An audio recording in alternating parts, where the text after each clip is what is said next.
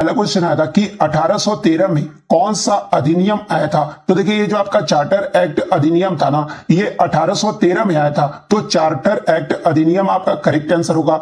Next question आपका यहां पर आया था कि who has one silver medal in all England championship 2022, यानी ऑल इंग्लैंड चैंपियनशिप 2022 में जो है पुरुष एकल में सिल्वर मेडल यानी रजत पदक जो है ये किसने जीता है। तो देखिए ऑल इंग्लैंड चैंपियनशिप 2022 में पुरुष एकल में जो रजत पदक है ना, ये लक्ष्य सेन ने जीता है। और वहीं अगर बात कर ले गोल्ड मेडल किसने जीता था, तो विक्टर एक्सेल्सन ने जीता था। विक्टर एक्सेल्सन ने जो है लक्ष्य सेन को हराकर गोल्ड मेडल जीता था। तो ये फैक्ट भी आपको ध्यान में रखना है। वहीं अगर आगे की शिफ्टों में अगर आपसे महिला सिंगल की बात कर ले, तो महिला सिंगल में जापान की अकाने यागामुची ने जो है कोरिया के एन सियंग को हरा जो है ऑल इंग्लैंड बैडमिंटन चैंपियनशिप में महिला एकल का खिताब जीत लिया है। तो ये फैक्ट भी आपको ध्यान में रखना है।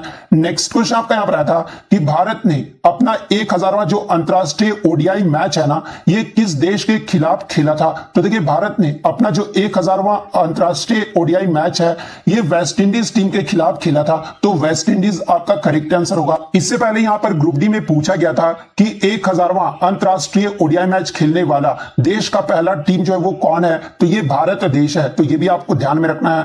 नेक्स्ट आपका यहां पर आया था कि फरवरी 2022 की ब्रांड फाइनेंस रिपोर्ट के अकॉर्डिंग मूल्यवान बीमा के लिए भारत का जो एलआईसी है ना, ये किस स्थान पर है। तो देखिए भारत का एलआईसी जो है ये 10वें स्थान पर है। तो 10वां आपका करेक्ट आंसर होगा। मैं आपको बता दूं कि शीर्ष 10 में 5 चीनी बीमा कंपनी है, जिसमें प्रथम स्थान पर जो है ping and insurance brand value, ये जो आपका पहले स्थान पर है। नेक्स्ट क्वेश्चन आपका यहां पर आता है कि किस भारतीय अभिनेता ने एनएफटी यानी नॉन फंजिबल टोकन्स जो है वो जारी किए हैं। तो देखिए अमिताभ बच्चन, सलमान खान, कमल हसन और रजनीकांत, ये 4 जो अभिनेता थे ना, इन्होंने जो है एनएफटी यानी नॉन फंजिबल टोकन्स जो है वो जारी किए हैं। तो इनमें से जो भी ऑप्शन में दिया होगा वो आपका करेक्ट आंसर हो। बात कर ले एनएफटी होता क्या है। तो देखिए एनएफटी जो है एक प्रकार का डिजिटल एसेट है, जिसका उपयोग जो है ब्लॉकचेन के लिए किया जाता है, जिसमें एसेट्स का ऑनरशिप का जो रिकॉर्ड है वो रखा जाता है। नेक्स्ट क्वेश्चन आपका यहां पर आया था कि वर्ष 2021-22 के लिए महिला सीनियर फुटबॉल चैंपियनशिप का जो खिताब है ना, ये किसने जीता है। तो देखिए 2021-22 का महिला सीनियर फुटबॉल चैंपियनशिप का जो खिताब है ना, ये मणिपुर की टीम ने जीता है। और मणिपुर की टीम ने किसको हराया था, तो ये रेलवे को हराया था। तो मणिपुर आपका करेक्ट आंसर होगा। बात कर ले 2022 में संतोष ट्रॉफी जो कि फुटबॉल का टूर्नामेंट है, इसका खिताब जो है किसने जीता है, तो ये केरल टीम ने जीता है। तो ये फैक्ट भी आपको ध्यान में रखना है। नेक्स्ट आपका यहां पर आता है कि मार्च 2022 में अस्त्री मनोरक्षा परियोजना की जो शुरुआत है ना, ये किसने किया है। तो देखिए भारत में महिलाओं के मानसिक स्वास्थ्य में सुधार के लक्ष्य के साथ जो है अस्त्री मनोरथ परियोजना की शुरुआत की गई है, जो कि महिला और बाल विकास मंत्रालय और निम्हांस बेंगलुरु के साथ मिलकर जो है इसकी शुरुआत की गई है। तो महिला और बाल विकास मंत्रालय आपका करेक्ट आंसर होगा।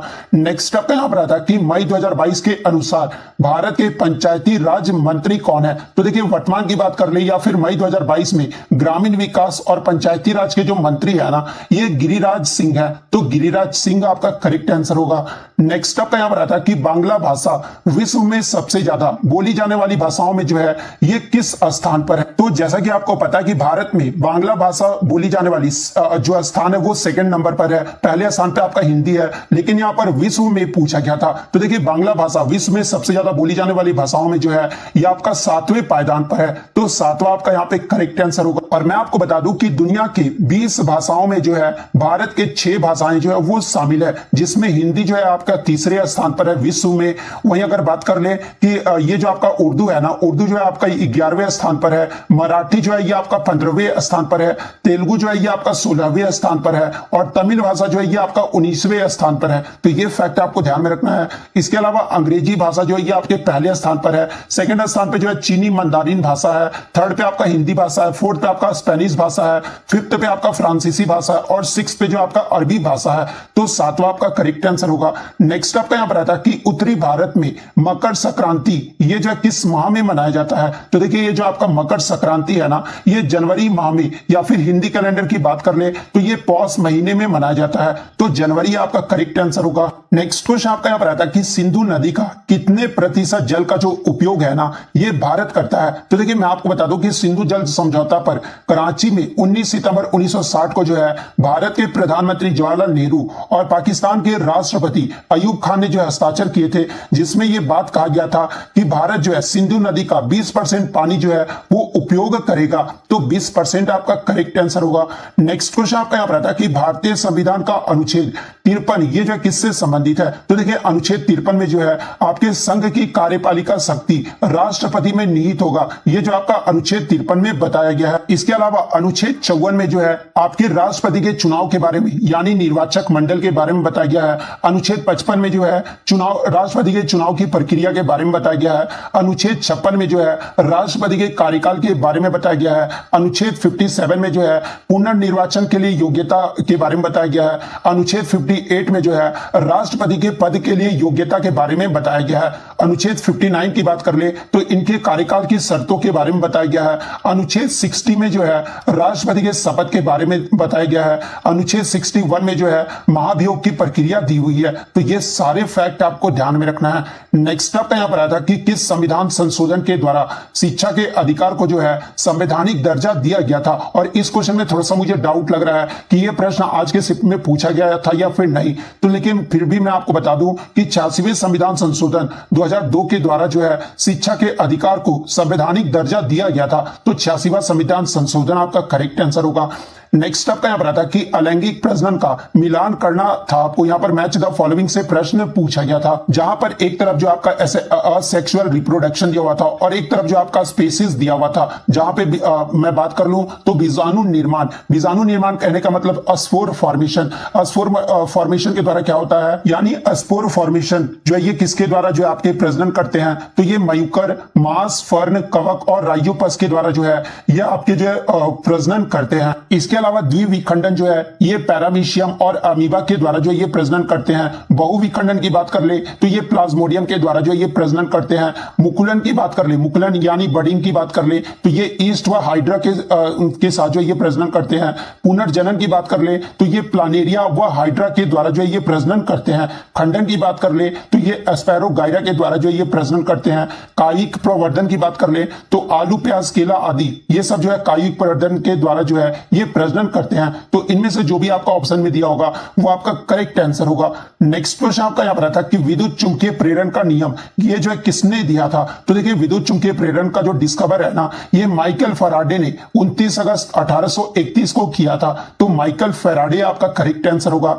नेक्स्ट आपका यहाँ पर क्वेश्चन आया था कि उत्तल दर्पण के लिए कौन सी स्थिति में जो है प्रतिबिंब छोटा व आभासी जो है वो बनेगा? क्योंकि उत्तल दर्पण में जो प्रतिबिंब है ना वो छोटा और आभासी बनता है। इसके अलावा अवतल दर्पण की बात कर ले तो अवतल दर्पण में जो आपका प्रतिबिंब है ना वो वास्तविक बनता है। तो यहाँ पे करेक्ट कर लीजिएगा कि छोटा और आभासी बनेगा। तो देखिए जब उत्तल दर्पण में वस्तु जब अनंत यानी इंफिनिटी पर होगा ना तब जो ये आपका प्रतिबिंब है ना ये छोटा और आभासी बनेगा। तो इंफिनिटी आपका करेक्ट आंसर होगा। नेक्स्ट क्वेश्चन आपका यहाँ पर आता है कि निम्नलिखित में से कौन सी जो है उदासीनीकरण यानी न्यूट्रलाइजेशन अभिक्रिया है? तो देखिए न्यूट्रलाइजेशन रिएक्शन यानी उदासीनीकरण अभिक्रिया होता क्या है? तो देखिए जब अम्ल और क्षार एक साथ मिलते हैं ना तो उनके द्वारा लवण और पानी का निर्माण किया जाता है।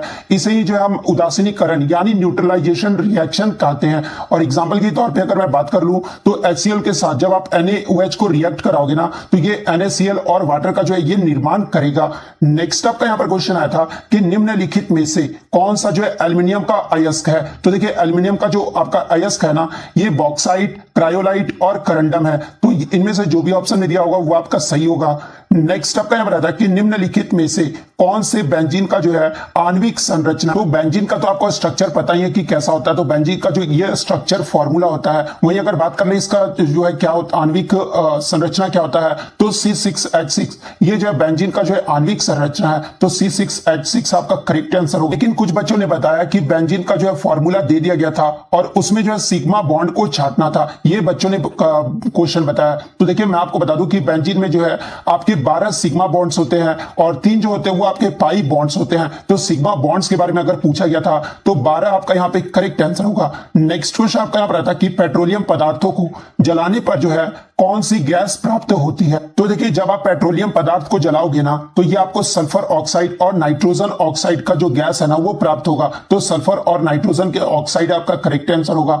नेक्स्ट क्वेश्चन आपका यहाँ रहता है कि ब्लीचिंग पाउडर द्वारा कार्बन डाइऑक्साइड के साथ अभिक्रिया से जो है कौन सा गैस बनता है? तो देखिए जब आप ब्लीचिंग पाउडर को कार्बन डाइऑक्साइड के साथ जब अभिक्रिया कराओगे ना तो ये जो आपका क्लोरीन व ऑक्सीजन गैस का जो है वो निर्माण करेगा। तो क्लोरीन और ऑक्सीजन आपका यहाँ पे करेक्ट आंसर होगा। नेक्स्ट आपका एक भी ओम्स नियम के पर जो है एक आपका न्यूमेरिकल पूछा गया था। एग्जैक्टली जो है मुझे डाटा नहीं पता चल पाया है कि जो आपका डाटा था वो क्या दिया हुआ था। तो अगर जो भी बच्चे एग्जाम देकर आए हैं वो इस प्रश्न को जो है कमेंट कर सकते हैं। तो इतने क्वेश्चन जो है आज मुझे बच्चों के द्वारा मिले हैं जो कि 100% रियल और ऑथेंटिक है। तो अगर वीडियो अच्छी लगी हो तो वीडियो को जो है लाइक जरूर कर दीजिएगा। चैनल पर है तो इसी तरह का रियल कंटेंट पाने के लिए जो है चैनल को सब्सक्राइब जरूर कर दीजिएगा। तो मिलते हैं नेक्स्ट वीडियो में, तब तक thank you, all the best.